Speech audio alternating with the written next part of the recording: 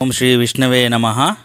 మనము మహాకవి బమ్మెర పోతన మహాతి ప్రణీతము శ్రీ మహాభాగవతము అజామిల ఉపాఖ్యానము.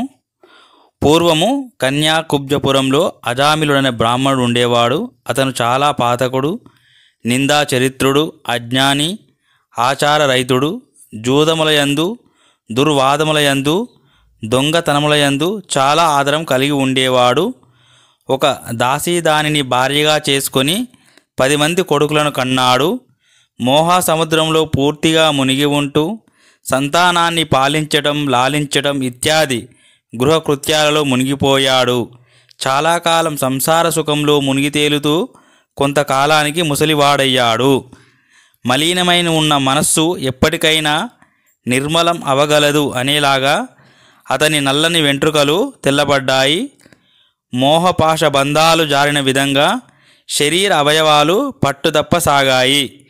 ఇంద్రియ వాంఛలు ఇక అక్కరలేదు అన్నట్లుగా తల వనకటం ప్రారంభమైంది. వయస్సుతో పాటే మోహం తరిగిపోయిన విధంగా కంటిచూపు తగ్గిపోయింది. ఉబ్బసం ఎక్కువైంది. దంతాలు ఊడిపోయాయి. దగ్గు, ఆయాసం ఎక్కువైంది. తలనొప్పి ప్రారంభమైంది. మనస్సు చెదిరింది. ముసలితనం ముంచుకు వచ్చిన కాలానికి ఇవన్నీ వచ్చాయి. అతనికి 88 ఏండ్లు గడిచాయి. అయినా సంసారం మీద భ్రాంతి పోలేదు. తన చిన్న కొడుకైన నారాయణుడు అనేవాడు అంటే అతనికి చాలా ఇష్టము.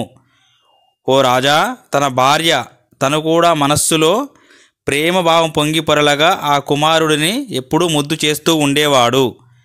ముద్దు వచనాలు ఆడుతూ చక్కని పాలభాగం కలిగి తన తండ్రిని, బంధువులను సంతోషపెడుతూ ఉన్న ఆ బాలును చూచి అజామిలుడు చాలా సంతోషపడుతూ ఉండేవాడు.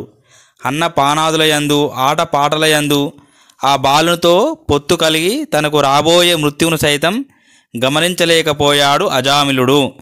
ఇలా తెలియక వర్తిస్తున్న అజామిలునకు భయంకరమైన మృత్యువు సంప్రాప్తమైంది.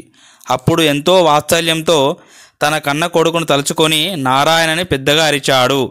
అప్పుడు సకల లోక భయంకరులు, పాపములు చేసిన వాళ్ళని శిక్షించేవారు కింకరులు అయిన యమభటులు అతనికి కనిపించేసరికి అవయవాలు అదరగా భయంతో కంపించిపోయాడు. జీవులను శిక్షించువారు, పాపులను దండించువారు, ఉగ్రంగా శిక్షించడంలో కరుణ లేనివారు అయిన యమభటులను అజామిలుడు దూరం నుండి చూశాడు. ప్రాణోత్క్రమణ సమయంలో 3 యమదూతలను చూశాడు. వాళ్ళు రోషంతో నిప్పులు కక్కుతున్నారు. క్రిందికి విరేలాడుతున్న పెదవులు, వికారమైన ముఖాలు, గర్వంతో కూడిన చూపులు, చేతిలో భయంకరమైన పాశములు, ఖడ్గములు కలిగి ప్రాణములు అరించడానికి సిద్ధంగా ఉన్నారు. ఈ విధంగా అతి వికృతమైన నోరు, మొగము, చెక్కిలి, విషమంగా ఉన్న కళ్ళు, అతిగా బలిసిన శరీరములు, నిక్కపొడుచుకున్న రోమములు కల యమభటులు 3 అజామిలునికి కనిపించారు. వారి చేతులలో సమస్తమైన జీవాలను అపహరించు ప్రశస్తమైన పాశములు ఉన్నాయి. వారిని చూడగానే అజామిలునికి ఇంద్రియాలు పట్టు తప్ప ప్రాణాలు కంపించాయి. నిలువు గ్రుడ్లు పడి ప్రాణాలు కొట్టుమిట్టాడాయి.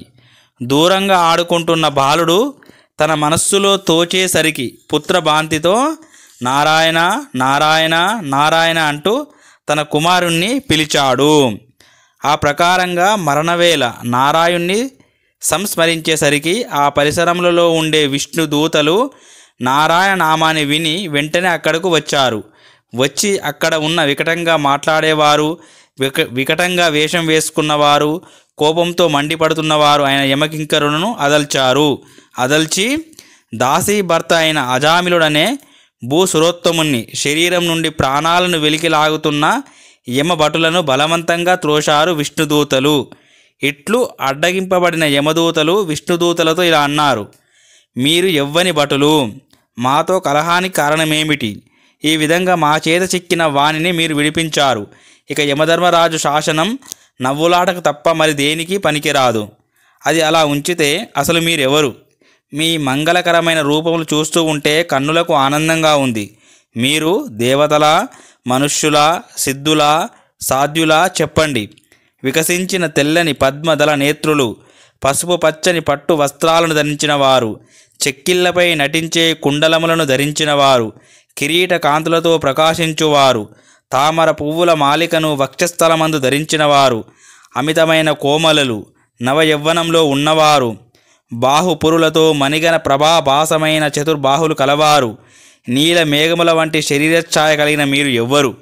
ధనస్సులు, అమ్ముల పొదలు, పద్మ, శంఖ, చక్ర, ఖడ్గ, గద సాధనములు ధరించిన మీ శరీరములు లోకాలకు ఆశ్చర్యాన్ని కలిగిస్తున్నాయి. శాంత రస స్వభావులైన మీ శరీర కాంతులు లోకంలోని చీకట్లను పారదోలుతూ సంతోషాన్ని కలిగించే విధంగా ఉన్నాయి. లోకాలకు ఆనందాన్ని కలిగించే సుందరమైన దేహం కలవారు. చూచుటకు శక్యం కాని తేజస్సుతో ప్రకాశించువారు.